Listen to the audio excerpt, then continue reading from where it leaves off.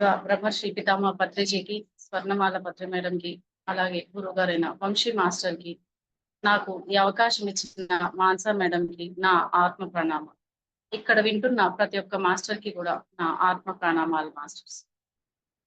Masters వల్ల మనము తొలి ఏకాదశి గురించి జ్ఞాన కోణంలో దాని వివరాలు ఏంటనేది తెలుసుకుందాం మాస్టర్స్.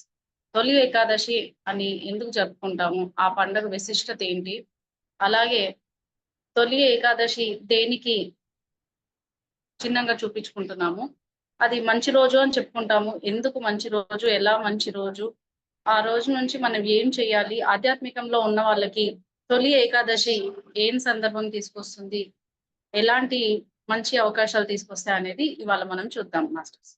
తొలి ఏకాదశి అంటే ఇప్పుడు మన ప్రతి నెల ఏకాదశులు వస్తూ ఉంటాయి మాస్టర్స్. ప్రతి నెలలో 2 ఏకాదశులు వస్తాయన్నమాట. అలాగే సంవత్సరం పొడవుతలో 24 ఏకాదశులు వస్తాయి. ఈ 24 ఏకాదశులలో తొలి ఏకాదశి అనేది ఆషాఢ శుక్ల ఏకాదశిని తొలి ఏకాదశి అంటాం. అంటే ఆషాఢ మాసంలో శుక్లపక్షంలో వచ్చే ఏకాదశిని తొలి ఏకాదశిగా జరుపుకుంటాం. ఈ తొలి ఏకాదశి అనేది పండగల్లో అంటే తొలి పండగ అని చెప్పుకుంటాం. అంటే ఉగాది నుంచి మనకు తొలి సంవత్సరం స్టార్ట్ అయినట్టు తొలి పండగ, అలాగే కొత్త సంవత్సరం కూడా స్టార్ట్ అయినట్టుగా అనుకుంటాం మాస్టర్స్. ఈ తొలి ఏకాదశి అంటే శ్రీమన్నారాయణుడు ఈ తొలి ఏకాదశి రోజు శ్రీమన్నారాయణుడు నిద్రలోకి వెళ్తారు అని చెప్పుకుంటారు మాస్టర్స్, యోగ నిద్రలోకి. అంటే ఈ తొలి ఏకాదశి నుంచి మళ్ళీ కార్తీక శుద్ధ ఏకాదశి వరకు శ్రీమన్నారాయణుడు యోగ నిద్రలో ఉంటారని చెప్పుకుంటాం మాస్టర్స్. అయితే ఈ 4 నెలలు ఏంటి, ఎలాంటి విశిష్టత కలిగి ఉందనేది చూద్దాం. ఈ 4 నెలలు అంటే ఈ ఆషాఢ మాసం అనేది మనకు వర్షాకాలం స్టార్ట్ అవుతుంది మాస్టర్స్. వర్షాకాలంలో మనకు చాలా బ్యాక్టీరియాస్ అవి వస్తుంటాయి, వాటర్ ఇన్ఫెక్షన్స్, బాడీలో ఇన్ఫెక్షన్స్, చేంజెస్ లో రావడం జరుగుతుంది. కాబట్టి ఈ తొలి ఏకాదశి నుంచి ఏంటంటే 4 నెలలు చాతుర్మాస్య దీక్ష అని ఒకటే పూట భోజనం చేయడము, చక్కగా వీలున్నప్పుడు ధ్యానం చేసుకోవడము, పూజలు, వ్రతాలు, నోములు అని, అంటే ఎలాంటి వాళ్ళకు అలా వాళ్ళ వాళ్ళ పద్ధతిలో చేసుకోవడానికి వీలుగా ఉంటుందన్నమాట. చాతుర్మాస్య దీక్ష అంటారు. ఈ చాతుర్మాస్య దీక్ష కూడా ఈ 4 నెలల్లోనే ఉంటుందన్నమాట. అంటే ఈ 4 నెలలు ఆషాఢ శుక్ల ఏకాదశి నుంచి కార్తీక శుద్ధ ఏకాదశి వరకు ఈ 4 నెలల కాలాన్ని మనము చాతుర్మాస్య దీక్షలా కూడా జరుపుకుంటాం. విష్ణుమూర్తి ఈ 4 నెలలు ఆయన యోగ నిద్రలో ఉంటారన్నమాట. పాల కడలిపై శేషుని పైన హాయిగా యోగ నిద్రలో ఉంటారు. ఈ యోగ నిద్ర అనగానే మరి మనం కూడా పడుకుంటాము. ఆ టైంలో రాత్రి వేళ ఎక్కువ ఉంటుంది. ఆ నిద్రని యోగ నిద్ర అని ఎలా అంటున్నాం అంటే, ఇప్పుడు శ్రీమన్నారాయణుడిది యోగ నిద్ర అని ఎలా అంటున్నాం. అలాగే ఈ 4 నెలలు శ్రీమన్నారాయణుడు ఆ యోగ నిద్రలో ఉండి ఏం చేస్తుంటాడు అనేది మనం ఇప్పుడు చూద్దాం. ఈ రోజు అంటే ఆ తొలి ఏకాదశి రోజు ఉపవాసం చేసి రాత్రంతా జాగారం చేసి తర్వాత రోజు ఉపవాసం వదిలి మళ్ళీ స్వామికి పూజ చేసుకొని ఉపవాసం వదులుతారనమాట. ఇది ఏకాదశి, ప్రతి ఏకాదశికి జరిగేది. అంటే అలాగే తొలి ఏకాదశి రోజు కూడా, అంటే ఈ 24 ఏకాదశుల్లో ఏ ఏకాదశి వ్రతం చేయకున్నా ఈ తొలి ఏకాదశి వ్రతం చేస్తే ఆ 24 నెలలు చేసిన పుణ్యం దక్కుతుందని కూడా అంటారు. ఈ రోజు స్వామి యోగ నిద్రలోకి వెళ్తారని మనం చెప్పుకున్నాం కదా. ఈ ఈ 4 నెలలు యోగ నిద్రలో ఉండి ఏం చేస్తుంటారు అంటే సృష్టి రచన, అంటే సృష్టి రచన జరుగుతుంది. సృష్టి రచన ఎలా జరుగుతుంది? స్వామి అంటే మనము జాగృత అవస్థలో, అంటే మనం మేల్కొని ఉన్నప్పుడు జాగృత అవస్థ అంటాము. పడుకొని ఉన్నప్పుడు నిద్రలో మనం ఎప్పుడైతే కలలు కంటామో దాన్ని స్వప్నావస్థ అంటాము. అలాగే ఎప్పుడైతే మనము డీప్ గా మెడిటేషన్ లోకి వెళ్తామో, అంటే ధ్యానము నిద్ర చేస్తూ మన నిద్రను యోగ నిద్రగా ఎప్పుడైతే మార్చుకుంటామో, అంటే ఆ నిద్రలో కూడా మనం ఎప్పుడైతే ఆ ఎరుక స్థితి కలిగి ఉంటామో దాన్ని యోగ నిద్ర అంటాం. ఆ యోగ నిద్రలో స్వామి సృష్టి రచన చేస్తుంటారనమాట.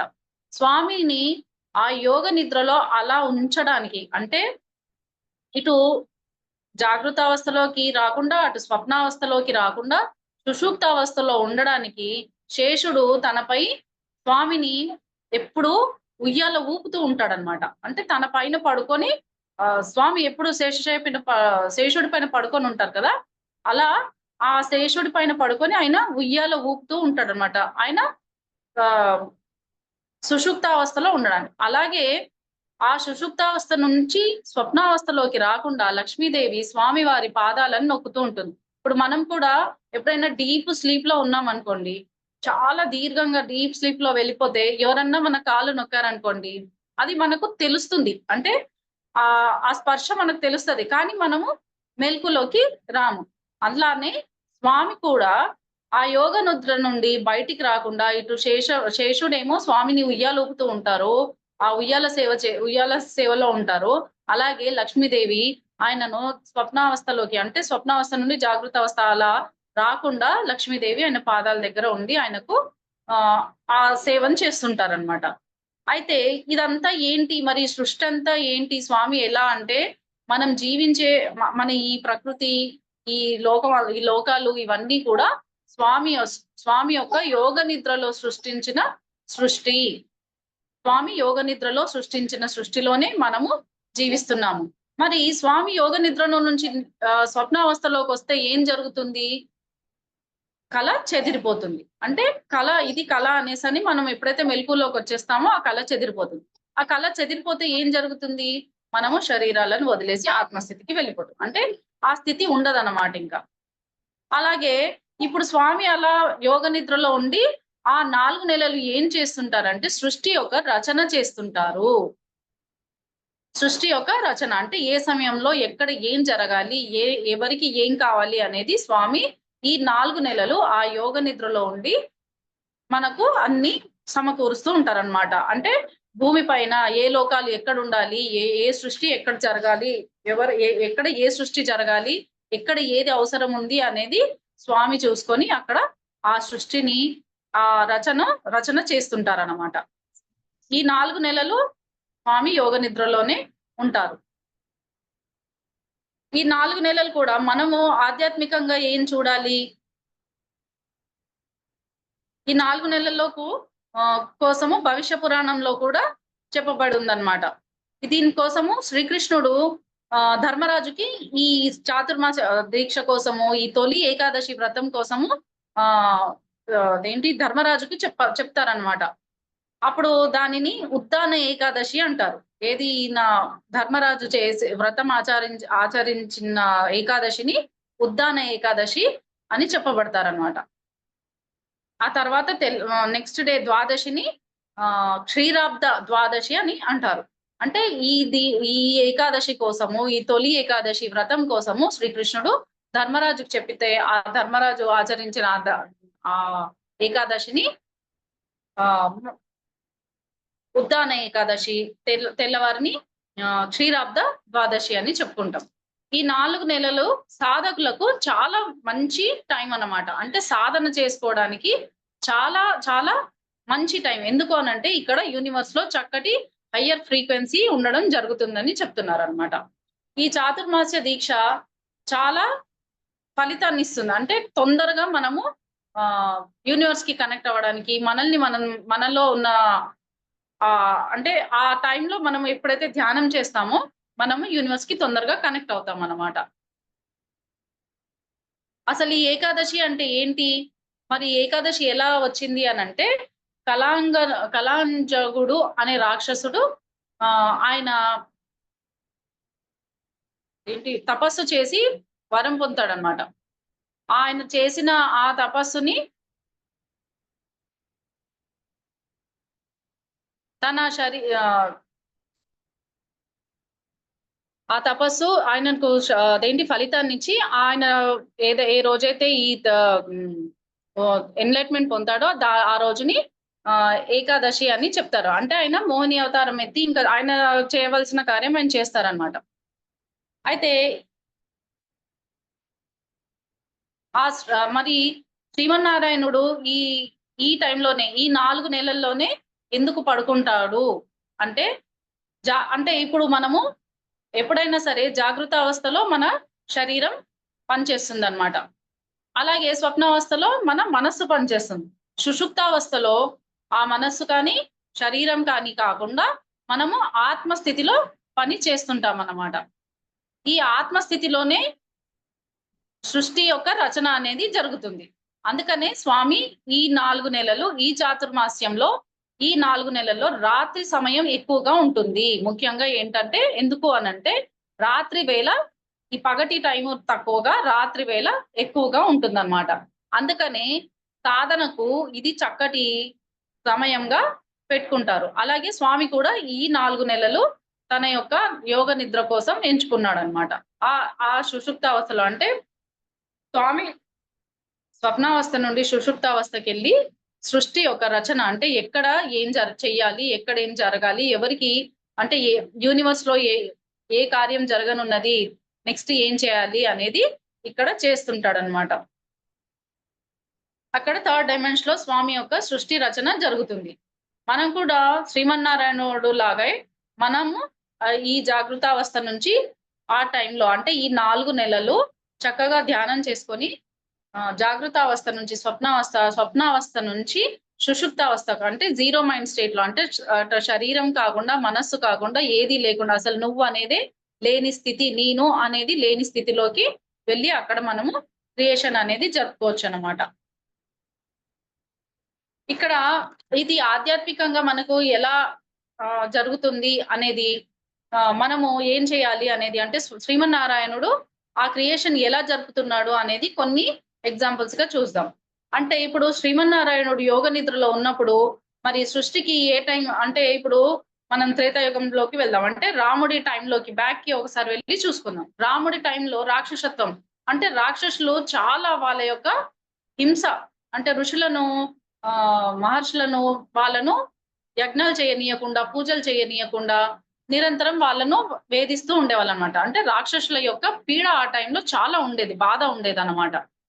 అలాంటి టైంలో శ్రీమన్నారాయణుడు తన మనోతలం నుంచి ఆ యోగ నిద్రలో నుండి శ్రీరాముడిని పంపిస్తాడు. అంటే తన యొక్క అంశను పంపిస్తాడనమాట. పంపించినప్పుడు శ్రీరాముడు వచ్చి ఆ రాక్షసుల సంహారం చేసి అంటే ఆ టైంలో తను ఎన్నో మార్పులను తీసుకొచ్చాడనమాట భూమి మీద శ్రీరామచంద్రుడు.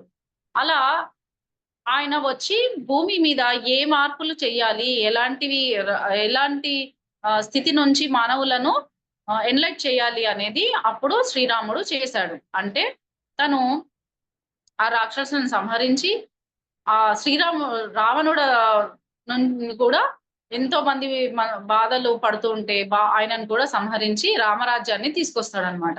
అంటే ఒక కాలము కష్టకాలంలో ఎప్పుడు ఎవరికి ఎలా చేయాలి అనేది ఆ యోగ నిద్ర నుండి శ్రీమన్నారాయణుడు ఆ రచన చేసి వాళ్ళను అక్కడికి భూమి మీద అంటే ఇప్పుడు ఎవరైనా తప్పు చేస్తున్నారనుకోండి, వాళ్ళని శిక్షించడు.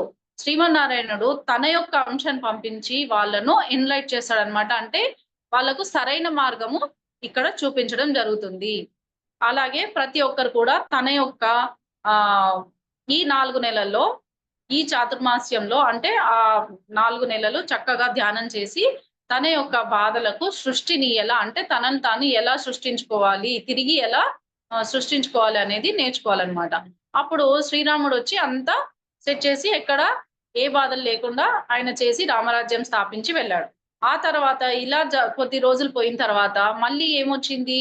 తర్వాత ఈ రాక్షసుల కాలం పోయి అహంకారం బాగా పెరిగిపోయింది. మనుషుల లోపల అహంకారము పెరిగిపోయి అధర్మము అనేది పెరిగిపోతదన్నమాట. అప్పుడు శ్రీకృష్ణుడు వస్తాడు.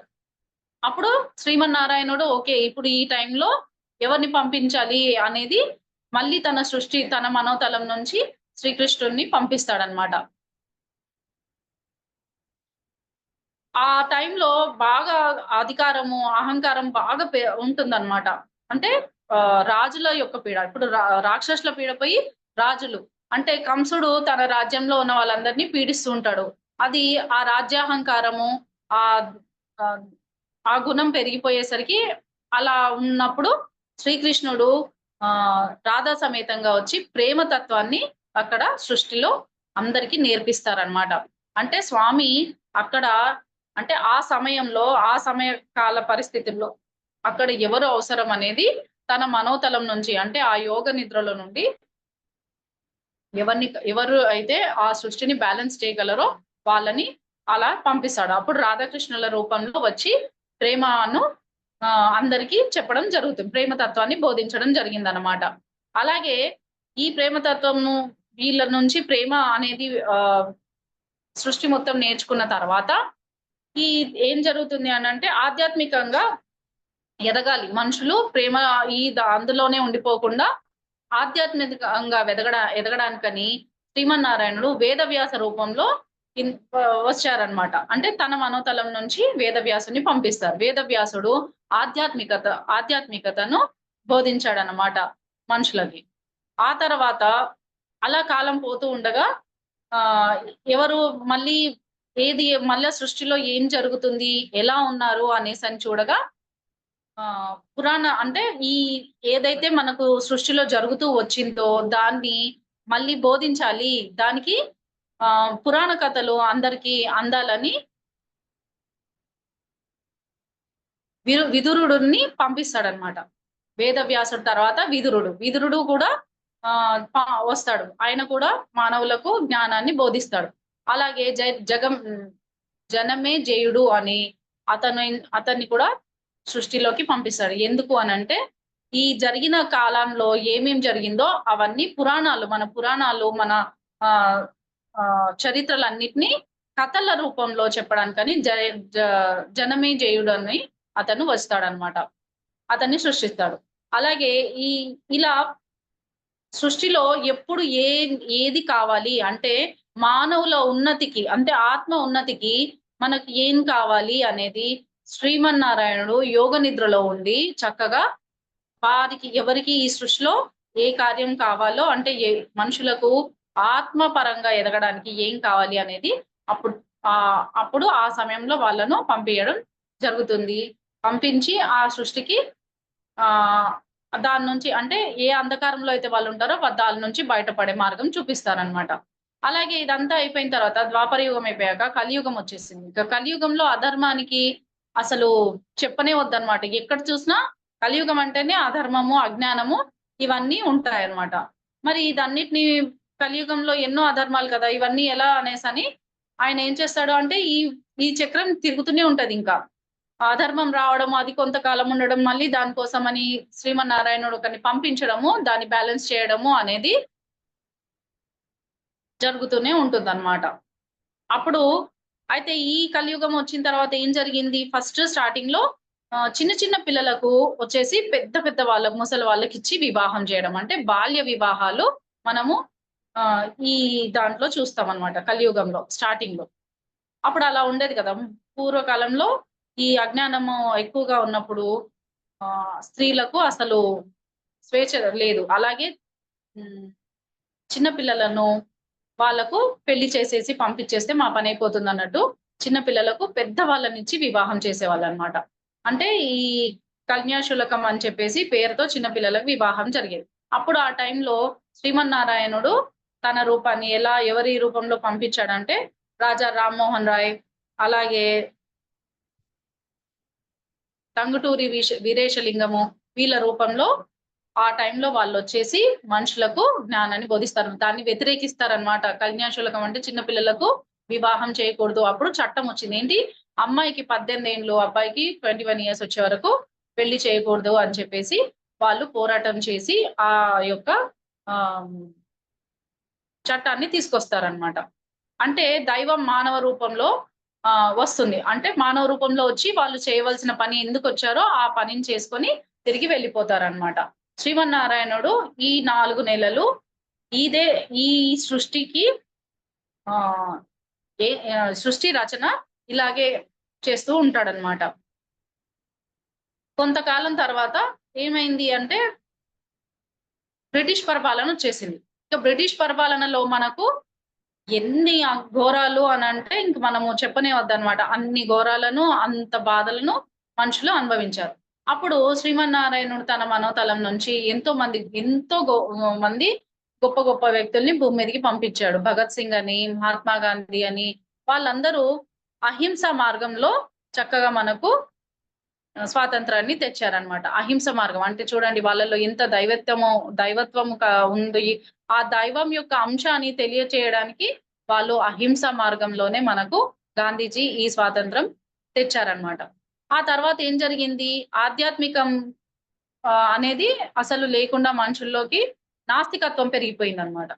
మూర్ఖంగా జంతు బలులు ఇవ్వడము, ఈ మూర్ఖత్వం అంతా తర్వాత బ్రిటిష్ కాలం పోయిన మన స్వాతంత్రం వచ్చిన తర్వాత ఇలా జరగడం మొదలైంది. ఏంటి ఆధ్యాత్మికం అనేది అసలు లేకుండా నాస్తికత్వం పోయి జంతు బలులు, పూజలు అవి అన్నీ పెరిగిపోయాయన్నమాట.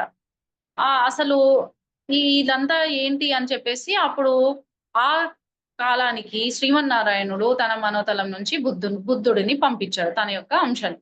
ఎవరు? బుద్ధుడు. బుద్ధ మహాత్ముడు ఏం చేశాడు? ఈ పూజలు, ఈ సిస్టమ్స్, ఈ జంతు బలులు ఇవన్నీ మహా ఘోరం తప్పు ఇవన్నీ అని చెప్పేసి అష్టాంగ మార్గం బోధించాడు. అయితే బుద్ధుడు వచ్చిన కాలంలో ఈ యోగము అంటే ధ్యానము, యోగము ఇవన్నిటికి ఎలా ఉండేదంటే తలకిందులు చేసి తపస్సు. అంటే అసలు ఎన్‌లైట్‌మెంట్ అంటే ఏంటో తెలీదు. ఈ ఆధ్యాత్మిక మార్గం అంటే ఏంటో తెలీదు. ఏది తెలీదనమాట. ఆహ్, ఏదో అంటే ఉపవాసం ఉండి అంటే నిరాహారంగా ఉంటూ తలకిందులుగా తపస్సు చేయడము. అలా ఇలా చేస్తే ఎన్‌లైట్ అయిపోతారు. ఇది అసలైన పద్ధతి అన్నట్టు ఎన్నో రకాలుగా ఉండేవి. కానీ బుద్ధుడు వచ్చి తన యొక్క యోగం నుంచి ఆయన అష్టాంగ మార్గం బోధించి నిజమైన ఆధ్యాత్మికత అంటే ఏంటి అని చెప్పి శ్వాస మీద ధ్యాసను ఆయన కనిపెట్టి చెప్తారనమాట. ఆయన అయిపోయిన తర్వాత బుద్ధుడి టైంలో ఆయన చెప్పిన బోధనలు అలాగే ఉంటూ ఆయన తర్వాత శిష్యరికంలో ఇంకా ఏంటి అలా అలా పోతూ పోతూ అది ఎక్కువగా పోయి ఏం జరిగింది వాళ్ళ శిష్యులు అలా దాన్ని ఫార్వర్డ్ చేసుకుంటూ పోతూ అలా ఆ మూర్ఖ ఆధ్యాత్మికం పెరిగిపోయిందనమాట. అంటే అక్కడ ఆ అంటరాంతనము ఇవన్నీ మొదలయ్యాయి. మూర్ఖ నాస్తికత్వం అంటే. దేవుడు లేడు. అసలు ఎలాంటి అంటే మన హిందూ ధర్మాన్ని పూర్తిగా ఎక్కడ అందరూ మర్చిపోయి అసలు దేవుడు లేవు, పూజలు లేవు, ఏం లేవు అనేసన్న అది పెరిగిపోయిందనమాట. అప్పుడు శ్రీమన్నారాయణుడు తన మనోతలం నుంచి శంకరాచార్యుడిని పంపిస్తాడు. శంకరాచార్యుడు వచ్చి ఆహ్, భూమి మీద మళ్ళీ మన హిందూ ధర్మాన్ని ప్రచారం చేసి ఎన్నో దేవాలయాలలో శక్తిని ప్రసారం చేసి శ్రీచక్రాన్ని పెట్టి ఎన్నో ధర్మపీఠాలను స్థాపించి ఆధ్యాత్మికత అనేది ఆయన ప్రచారం చేస్తాడనమాట. అంటే మనుషుల్లో ఆధ్యాత్మికత పూజల రూపంలో ఆయన తీసుకొనొచ్చారు శంకరాచార్యుడు. అలా నిత్యము ఏ సమయంలో ఏం కావాలి అనేది శ్రీమన్నారాయణుడు మన సృష్టి రచన జరుపుతూ ఉంటారన్నమాట. ఈ పూజలు ఇవన్నీ ఎక్కువైపోయి ఏమైందంటే కులాల్లో అంటరానితనము బాగా అన్ని పెరిగిపోయి కులాలు, ధర్మాలు, అన్ని మతాలు మళ్ళీ పెరిగి ఇది మా ధర్మం అని చెప్పేసి అలా వచ్చేసి ఏమైంది అంటరాంతరము మొదలైందనమాట. వీళ్ళని ముట్టుకోవద్దు, వాళ్ళని రానివ్వద్దు, గుళ్ళోకి రానివ్వద్దు. అదేంటి తక్కువ కులం వాళ్ళను గుళ్ళోకి రానియద్దు, పూజలు చేయనియద్దు అని ఇలాంటివన్నీ బాగా పెరిగిపోయాయి. అప్పుడు ఎవరొచ్చారు? అప్పుడు శ్రీమన్నారాయణుడు తన మనోతలం నుంచి షిరిడి సాయిని పంపించారు. షిరిడి సాయి ఏం చేశారంటే సబ్కా మాలిక్ ఏక్ అన్న బోధన చేసి అసలు ఈ కులాలు, మతాలు అని కాదు అందరి దైవం ఒక్కడే. అన్నం అదేంటి పూజలు చేస్తూ ఇది చేసే కంటే ఆకలిగా ఉన్నవాడికి అన్నం పెట్టండి. ఆకలితో ఉన్నవాడిలో దైవం ఉన్నాడు. అతనికి అన్నం పెట్టినప్పుడు మీకు పుణ్యం కలుగుతుంది అనేసని మంచిది అనేసని చెప్పి అలాగే ఎన్నో చక్కటి బోధనలు సాయిబాబా మనకు చెప్తారనమాట. అన్ని క్రుతువులు, పూజలు ఇవి కావు. ఆకలితో ఉన్నవాడికి అన్నం పెట్టండి అని చెప్తాడు. కానీ ఇక్కడ మానవులకు ఏమర్థమైంది? అవన్నీ సాయిబాబా చెప్పినయన్నీ తప్పుగా అర్థమైపోయి, సాయిబాబాకే ఎన్నో అభిషేకాలు అంటే పాలాభిషేకం, నెయ్యి అభిషేకం, తేనె అంటూ ఇవాళటి రోజున సాయిబాబాకే ఎన్నో అభిషేకాలు వచ్చాయన్నమాట. స్టార్ట్ అయింది. అంటే ఆయన చెప్పిన మార్గం, ఆయన చెప్పిన బోధనలన్నీ పోయి ఇప్పుడు ఆయనకే ఎన్నో అభిషేకాలు స్టార్ట్ అయ్యాయన్నమాట. అలా అలా మానవులు మళ్ళీ అందులో నుంచి కూడా తప్పుదారి పట్టడం అనేది జరిగింది. అప్పుడు సృష్టి ఇది కూడా తప్పే కదా! అంటే ఏది మితిమీరినా కూడా అది నాశనానికి అన్నట్టు. ఏది అంటే ఏ పూజలు కానీ ఏది కూడా ఎక్కువైతే అది మంచిది కాదని. ఇప్పుడు ఆ తర్వాత ఏం జరిగింది ఆ కాలం గడిచిన తర్వాత ఇప్పుడు పత్రి సారొచ్చి చక్కగా ధ్యానం చెప్పారన్నమాట. అంటే శ్రీమన్నారాయణుడు ఈ టైంలో పత్రి సార్‌ని పంపించారు మన కోసం. ఏంటి ధ్యానం నేర్పించారు. శ్వాస మీద ధ్యాస, పూజలు కాదు, ఋతువులు కాదు, ఏది కాదు. ఇవన్నీ సిస్టమ్స్ అన్నీ తప్పు. జంతు బలులు చేయకూడదు. మనము ఆహ్, అది శాకాహారమే మానవులకు మంచిది అని చెప్పేసి పత్రి సార్ మనకు బోధించారు. పత్రి సార్ మనకు 3 విషయాలు ధ్యాన జగత్, శాకాహార జగత్, పిరమిడ్ జగత్ అని తన యొక్క బోధనలతో మనకు జ్ఞానాన్ని పంచుతున్నారనమాట. ఎంతో చక్కటి జ్ఞానం. ఆ జ్ఞానము అప్పుడు ప్రతి ఒక్క మానవుడు ఆ యొక్క జ్ఞానాన్ని ఈ ధ్యానం ద్వారా జ్ఞానాన్ని తెలుసుకుంటున్నాడనమాట. మన జీవితానికి మనమే ఇప్పుడు మనం కూడా ఏంటి మరి శ్రీమన్నారాయణుడు ఈ 4 నెలలు యోగ నిద్రలో ఉండి ఇంత చక్కగా అంటే మానవులకు ఈ సృష్టిలో ఏది ఎక్కడ జరగాలి, ఎప్పుడు ఏది అవసరము అనేది సృష్టి రచనలో ఆయన ఏదెక్కడ అవసరమో అది చేస్తున్నారు. మరి మనం కూడా మన జీవితానికి మనమే సృష్టికర్తలం కావాలి. ఎలా అంటే మన జీవితంలో మనకు జరుగుతున్నది ఏంటి అనేసని చెప్పేసి ధ్యానంలో చక్కగా ఈ జాగృతావస్థ నుంచి ఈ స్వప్నావస్థలోకి, ఆ స్వప్నావస్థలో కూడా మన మనస్సు పనిచేస్తుంది. కాబట్టి అది కూడా దాటి సుషుప్తావస్థలోకి వెళ్లి అసలు ఏం జరుగుతుంది అనేది తెలుసుకోవాలి. ఎందుకలా అనంటే మనకు జాగృతావస్థలో ఎంత ట్రై చేసినా కూడా అంటే మన జీవితంలో ఏదన్నా కష్టమొచ్చిందనుకోండి, జాగృతావస్థలో ఉండి మనము ఎన్ని విధాల ప్రయత్నం చేసినా మాన మానవ ప్రయత్నాలు ఎన్ని చేసినా కూడా అవి అసలు ఫలించవు. ఏదో కొంచెం టెంపరరీ రెమెడీ లాగా అనిపించినా కూడా అది శాశ్వతం కాదు. అది ఎన్నటికి గూడా మనం దాని నుంచి బయట పడమనమాట. ఆ కష్టం నుంచి కానీ, ఏదైతే మనల్ని ఇబ్బంది పెడుతుందో దాని నుంచి మనము బయట పడము. అయితే స్వప్నావస్థలో కూడా మన మనస్సు పనిచేస్తుంది. అక్కడ కూడా మనకు కొంతనే రెమెడీ దొరుకుతుంది. జాగృతావస్థలో అసలేమీ కాకపోవడము, స్వప్నావస్థలో కొంచెం రెమెడీ రావడము, సుషుప్తావస్థలో మనము క్రియేషన్ చేసుకోవడానికి అవకాశం ఉంటుంది. సుషుప్తావస్థలో మనము ఆ శ్రీమన్నారాయణ ఎలా అయితే సృష్టికి ఏం కావాలో అని ఎలా సృష్టి జరుపుతాడో, అలాగే మనం కూడా మన సుషుప్తావస్థలోకి వెళ్లి ధ్యానంలో ఆ సుషుప్తావస్థలోకి వెళ్లి, ఇది మన శరీరానికి, మన మనస్సుకు దాటి ఆ శూన్య స్థితిలో ఎక్కడ ఏం జరుగుతుంది? ఒకవేళ ఇది నాకు సరైనది అవునా? కాదా? అనేసి చూసుకొని దాన్ని మనము తిరిగి రాసుకోవచ్చు. అంటే ఇక్కడ మనము సృష్టి సృష్టిస్తున్నాము. అంటే శ్రీమన్నారాయణుడు ఎలా క్రియేషన్ చేస్తున్నాడో, ఆ యోగ నిద్రలో ఉండి, ఆ సుషుప్తావస్థలో ఉండి, మనం గూడా ఒక క్రియేషన్ చేస్తున్నాం కాబట్టి, అది సృష్టికి విరుద్ధంగా ఉండకూడదు.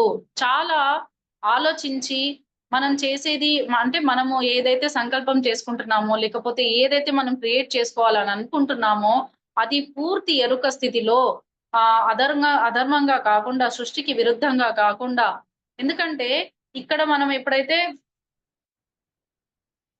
సృష్టి రచన అని అనుకుంటామో, అక్కడ ఏది మీరు కోరుకున్నా కూడా అంటే ఆ సుషుప్తావస్థలో ఏది కోరుకున్నా అది జరుగుతుంది.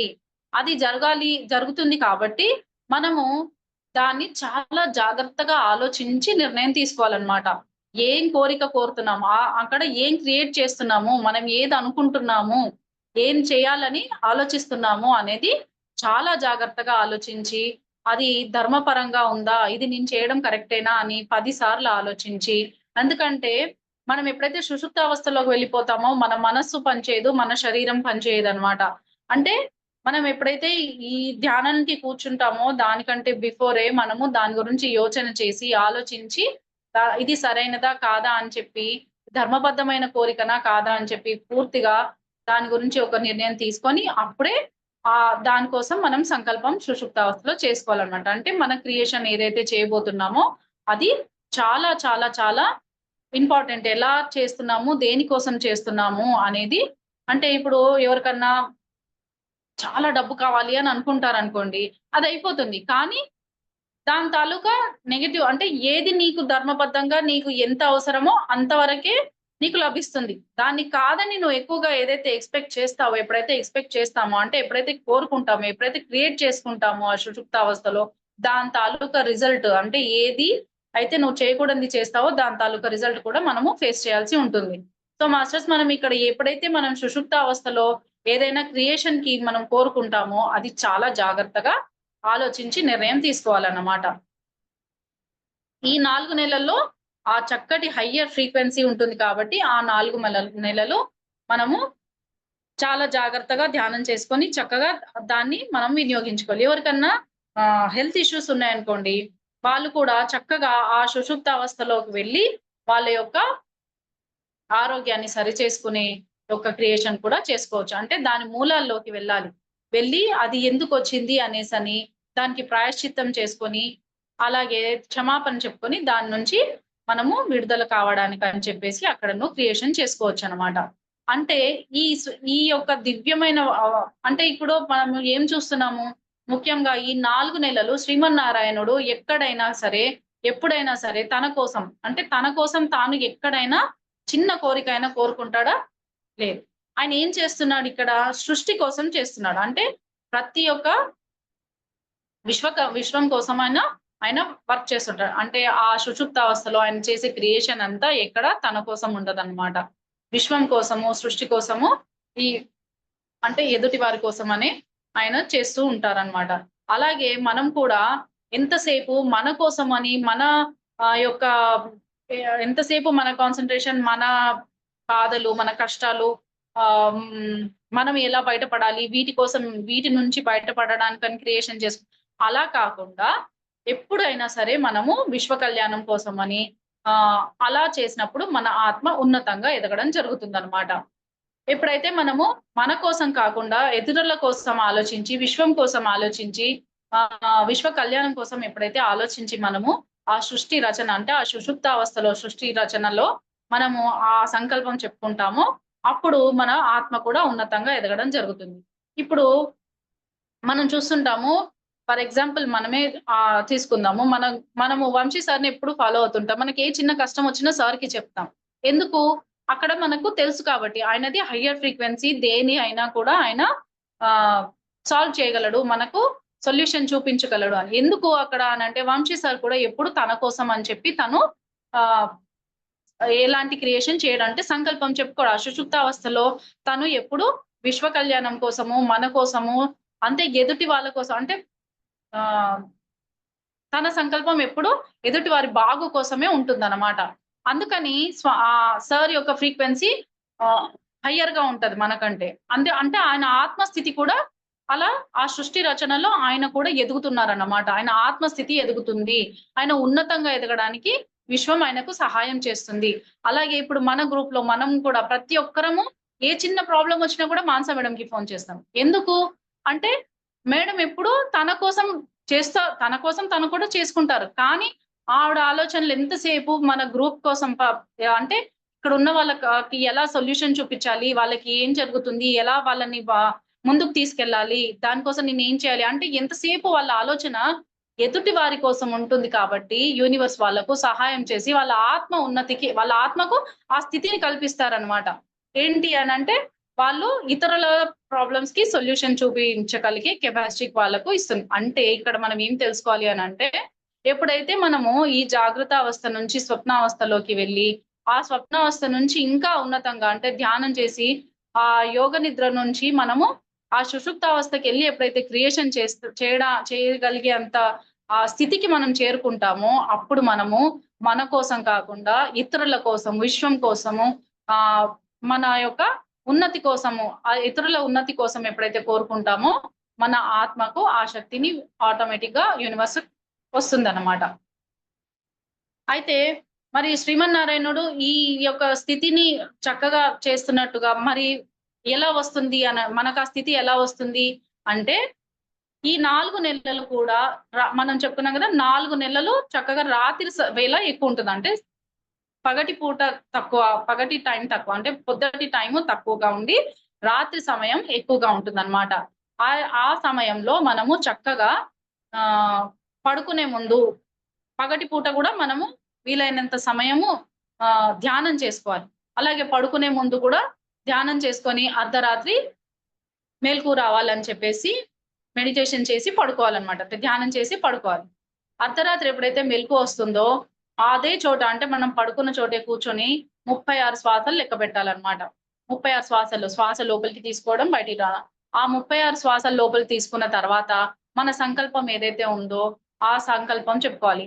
ఇక్కడ మనకు వంశీ సార్ చక్కగా చెప్పారు ఏంటంటే ద బెస్ట్ సంకల్పము జ్ఞాన సిద్ధి ఇవ్వమని కోరుకోవడం అన్నమాట. ఈ జ్ఞాన సిద్ధి ఎప్పుడైతే కోరుకుంటామో చక్కగా మనకు అన్ని అందులోకే వచ్చేస్తాయి. అంటే మన కర్మలు ఏదైతే మన బాధలున్నాయో అందులో వాటి జ్ఞానము వస్తుంది. మన ఆత్మ ఉన్నతికి కావాల్సిన జ్ఞానము వస్తుంది. మనం ఎప్పుడైతే విశ్వ కళ్యాణం కోసం కోరుకుంటామో దానికి సంబంధించిన జ్ఞానం కూడా అందులోనే వస్తుంది. సో మనం అక్కడ ఏం కోరుకోవాలి అనంటే ఆత్మ సిద్ధి, జ్ఞాన సిద్ధి కోరుకోవాలన్నమాట. జ్ఞాన సిద్ధి కోరుకొని మళ్ళీ 36 శ్వాసలు మనము లెక్క పెట్టుకోవాలి. ఆ 36 శ్వాసలు మనకు ఆ టైంలో చాలా నిద్రొస్తుంది. ఏముంది 36 శ్వాసలే గదా! చేసేస్తానులే అని అనుకుంటాం. కానీ ఎప్పుడైతే ఈ అర్ధరాత్రి మనకు మెలుకువ వస్తుందో ఆ టైంలో ఆ 36 కౌంట్ చేయడము చాలా అంటే మనకి నిద్రొచ్చేస్తుంటుందన్నమాట. ఎందుకంటే అర్ధరాత్రి డీప్ స్లీప్‌లో ఉంటాము. ఆ టైంలో మెలుకువ వచ్చినప్పుడు మనం ఈ 36 శ్వాసలు చేసి మళ్ళీ సంకల్పం చెప్పుకొని మళ్ళీ 36 శ్వాసలు ఎప్పుడైతే చేసుకొని పడుకుంటామో చక్కగా మనము యూనివర్స్‌కి కనెక్ట్ అవుతామన్నమాట. దీన్ని ఎప్పుడైతే మనము ఆ రాత్రి మొత్తంలో ఎన్ని సార్లు మెలుకువ వస్తే అన్ని సార్లు లేగడం, ధ్యానం చేసుకోవడం, మళ్ళీ పడుకోవడం, లేవడం, ధ్యానం చేసుకోవడం, మళ్ళీ పడుకోవడం. ఇలా ఎప్పుడైతే మనం కంటిన్యూగా అంటే ఇది 1 డే, 2 డేస్‌లో అయ్యే ప్రాసెస్ కాదు మాస్టర్. సో ఇది మనం కంటిన్యూగా ఎప్పుడైతే సాధన చేస్తామో ఎందుకంటే ఇది సాధకుల కోసము సాధన చేసుకోవడానికి ఇది చక్కటి సమయంగా చెప్పబడి ఉంది. ఈ 4 నెలలు ఈ ఆషాఢ మాసం నుంచి కార్తీక మాసం వరకు ఈ 4 నెలలు ఎంతో చక్కటి సమయంగా చెప్పబడి ఉంది. ఎందుకంటే ఇక్కడ మనము ఆహ్, చాలా మంది ఈ 4 చాతుర్మాస్య దీక్షలో ఏం చేస్తారంటే లిక్విడ్స్ ఎక్కువ తీసుకోవడము, ప్లస్ ఒకటే పూట భోజనం చేయడము. దానివల్ల ఏంటంటే మన సిస్టమ్ మన బాడీలో డైజెస్టివ్ సిస్టమ్ కానీ, నర్వస్ సిస్టమ్ కానీ చక్కగా యాక్టివేట్ అయ్యి ఉంటుంది. యూనివర్స్ ఫ్రీక్వెన్సీ కూడా ఎంతో హైయర్‌గా ఉంటుంది కాబట్టి, ఈ టైంలో మనము చక్కగా ధ్యానం, నిద్ర ఎప్పుడైతే చేస్తామో, మనం యూనివర్స్‌కి చక్కగా కనెక్ట్ అయితామనమాట. అయితే ఎప్పుడైతే మనం ఇలా చేస్తామో, అప్పుడు ఆ ధ్యానం చేస్తూ మనము ఉన్నప్పుడు, మనము ధ్యానం చేయడము మన శరీరం అంటే శరీరం పడుకొనే ఉంటుంది. మనము ధ్యానం చేయడం కూడా మనము ఆ ఎరుక స్థితికి చేరుకుంటామట. మనం ధ్యానం చేసేది మనకు అర్థమవుతుంది. అంటే ఆ యోగ నిద్ర ఎప్పుడైతే మన నిద్రను మనము ఇలా ధ్యానము నిద్ర అని చేస్తుంటామో అది యోగ నిద్రగా మారుతుంది. అంటే మనం నిద్రలో కూడా ధ్యానం చేస్తూనే ఉంటాము. ఆ యోగ నిద్రలో నుండే మనము సుషుప్తావస్థకు చేరుకుంటాము. ఆ సుషుప్తావస్థలోనే మనకు క్రియేషన్ అనేది జరుగుతుంది. ఈ సంకల్పం ఏదైతే జ్ఞాన సిద్ధి కావాలని అనుకుంటామో అది 3 సార్లు చెప్పుకోవాలన్నమాట. 3 సార్లు చెప్పుకొని మనము మళ్ళీ 36 బ్రీత్స్ చేసి ధ్యానం చేసుకొని పడుకోవాలన్నమాట. ఎప్పుడైతే ఈ 4 మంత్స్ ఇలా చేయడము ఆహ్, జరుగుతుందో అప్పుడు మనము చక్కగా ఆ ఉన్నత స్థితికి మనము చేరుకోవడం అనేది జరుగుతుంది మాస్టర్స్.